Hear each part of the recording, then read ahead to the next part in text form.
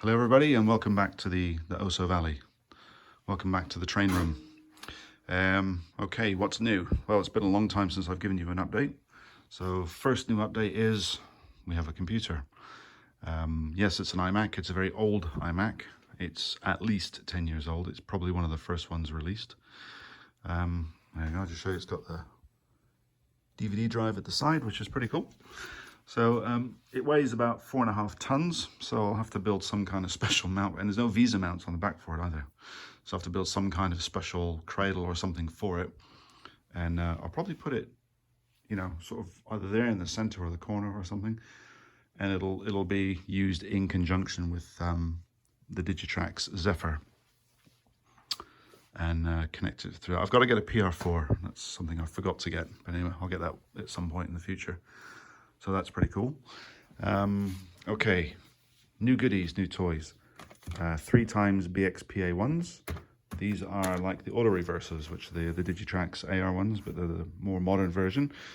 They've got built-in transponding, so you can use them for block detection and all kinds of stuff. Not many videos on YouTube about that, actually. So I think Tom's Trains and Things has got a good one. But yeah, he says there's not a lot of information on this. That's going to be interesting. And I've got three because I've got 3 reversing sections. In fact, if you guys remember, I told you about this one, which goes all the way around the layout and around behind the Mac. So I probably could have gotten away with using one on here, but I decided to have 2 because, you know, I might have trains going both ways, or even on that section. All right. And of course the helix, which I'll come back to that. The helix is basically a reversing section as well. So that's that. Another new thing is the LNWI, which is a LocoNet Wi-Fi interface, which basically means it can connect to your iPhone, iPad, iPod Touch, whatever, and run trains wirelessly from this using the application or download an app. By the way, these, I didn't realize, but these will actually, you can actually have 4 devices connected to these at once. So you only need one. You can have 4 people running trains at the same time, which is pretty cool. Great for clubs and stuff. So that'll be fun to get that up and running. The next big purchase was 3 new decoders, and those are from my OsO PA1s.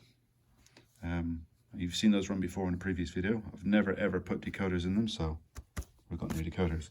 And same again for my FP7s and the F7B as well. So that needed 3 decoders, and that's the DN163K0B. I think they're going to require some modification because the chassis on the FP7 is a bit longer. So we'll see how that works out. And I didn't just get 3, although I only needed 3, but I got 6 because there was 3 spare. Well, I had 1 spare here, and I got 2 spare from Brian at Streamline Backshop, sbsfordcc.com. Other things I bought another Carto decoder, these funny little ones for the GS4s, because as you guys probably remember, I've got a bit of a thing for GS4s. You've seen that one run. I've not shown you that one running, and I've not shown you this one running. And in fact, coming back to Brian at SBS for DCC, he sold me that one. And these 2, this is what a great guy Brian is. This is why I like buying stuff off SBS, right?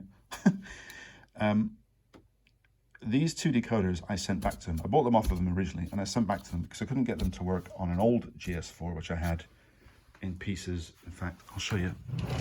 There you go. It's in those 2 tubs. Bits of GS4 in there, and bits of GS4 in there. And I sent them back to him because I couldn't get them to work. And it was afterwards I realized that the GS4, the original GS4 I purchased, was not DCC compatible. It was a very, very, very early one. And I could no longer purchase the special bushings on the wheels to isolate it to make it DCC compatible. So I ended up buying another one. In the process, bought that one and then that one because I'm silly. But anyway, in the meantime, these 2 decoders I'd sent back to Brian, I'd left them with him for about 1.5 years, maybe 2 years. And I know he's moved once, possibly twice, and it's quite a big move because I know he got rid of a lot of stock and he bought new stock in and all the rest of it. So when I emailed him about all these other stuff that I was going to purchase, I said, look, Brian, I sent those, you know, if you remember, but I sent these 2 decoders back to you to check, and you said they're fine. You know, so look, mate, you know, if they're gone and you've lost them because you've moved several times, don't worry about it. It's completely my fault because I've just left it too long. You know, like you're the other side of the world, you're in a completely different continent. It's not that easy to, you know, mail things back and forth. And yeah, so don't worry about it. And it came back straight back and said, no, I've got them. And when all my stuff arrived, there was 2 new decoders in it. So that is why I will always use the services of sbsfordcc.com, because they're just great. They really look after you. And no, I don't get any goodies for saying that, and I don't get any endorsements. I don't get anything. All right, it's just great customer service, and I like to tell people about it. So the other thing I bought from Brian was this cable kit. Yes, I could have bought it all separately here, but to be honest, the availability of things in Jib and Spain, to be honest, isn't that great. And it's a certain type of cable, and those RJ11s, I've never seen those as well. So yeah, I just bought it. It was easier and cheaper actually to purchase it. Purchase the Digitrax kit from Ryan. So that's a few major updates for you. What's been happening on the railroad? Well, it's very, very slow progress as ever. Snail's pace, in fact. If you remember some previous videos, I'd never actually tested the helix, and I don't need to test it. I know without question I'm going to get derailments because I've just made it too tight and too sharp. So, I mean, it's got a steady 2-degree incline, that's fine. I've been very careful with that, but the actual, I just used too small a radius of curve, but you know, to be honest, I didn't really have a lot of space for it. So I had a rethink, and I'm going to make a change. I'm going to keep the lower loop, okay? Oh, the other thing that you've noticed, it's only single track. Originally this was going to be double track, and I'm, you know, thinking about operations and the running of it, it's just not going to be feasible, I think, or necessary, frankly, to have, you know, one train going up and one train going down at the same time. It sounds great in theory, but in practice, it's just, I think it's a recipe for more derailments even. So I've reduced it down to 1 track. So I've taken out a turnout here and just using this one. So we'll keep the initial loop, the first level loop, and that will go around and come to here, which will then come to this section at an angle, and then more or less around, I think this will be possibly a bridge. And because this radius curve is quite sharp, and it makes passenger coaches look a little bit ugly because they overhang the rails because the radius is too small. This will probably be sort of semi-covered in, and I might even cover in part of this lower track and sort of build a bit of a mountain here. So, and then we'll have a higher radius curve here, and I'm not going to use a double track. I'll probably cut that down the middle. It's going to be a bit of an experiment. I may regret it, but who knows. Anyway, and then the train will go cross back over there and reach into the section where you see there's a piece of track there, and that piece of track will come all the way around to here, and then it will come back out above this. You see here, back out above this and around, and ultimately come to here. And you see I've taken the track out from that section. But what that means is we need to make some changes up here, because we no longer have 2 tracks going to there. We've only got 1 track. So I'm going to redesign this section so that you have a turnout between these 2. So these 2 will just go into 1 track somewhere around here, and I'll have a redesign of that. So pretty big changes. It's going to be quite an additional project to an already quite large project, but it should be good. I'm quite looking forward to it. So anyway, that's about it for me. That's enough for me to be getting on with now for the next wee while.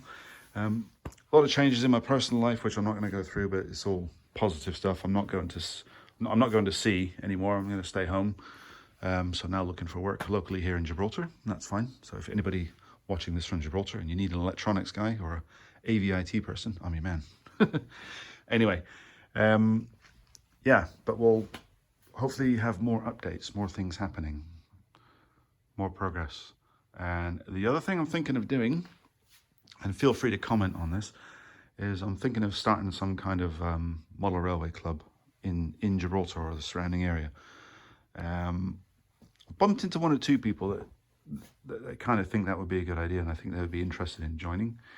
But because there's no hobby shops down here, nobody really knows where to start, you know.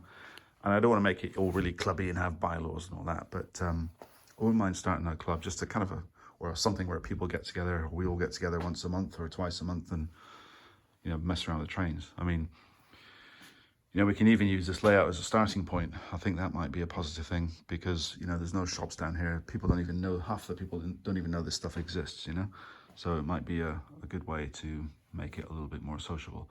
Because I really enjoy doing this, but it does get a little bit like, well, I'm doing this on my own, and it'd be kind of fun to have more people involved if they're so interested, you know. Anyway, thanks for watching, and apologies for rabbiting on and on and on. And we'll see you soon, and I hope to make another video much sooner than I made this one. Take care, and I hope you guys had a good new year.